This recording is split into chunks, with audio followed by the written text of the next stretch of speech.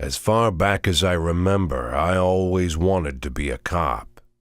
To me, being a cop was better than being president. Well, I'll tell you something. It's not.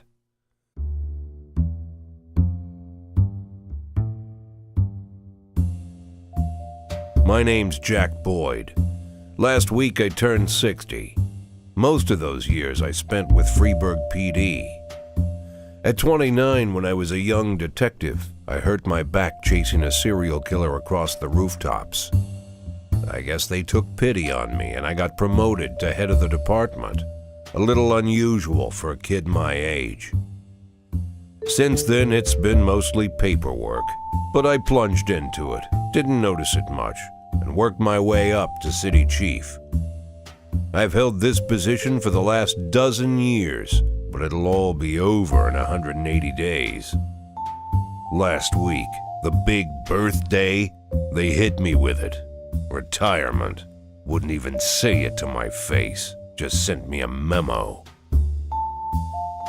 I've always spent more time with work than family, and there's plenty of family to go around. My wife Laura, our 3 boys, one in community college, the other 2 will soon follow him. This past month we played host to my mother-in-law. She was having trouble getting around, and Laura wouldn't hear another word about the nursing home. I just couldn't get used to the old woman's screams. My wife has to give her shots in her rump every night, so I started spending more nights on the job. All my life I've been an honest cop. Yeah, I might yell at the kids, piss off my wife, could even spend a weekend in a bar and get sick on the front lawn.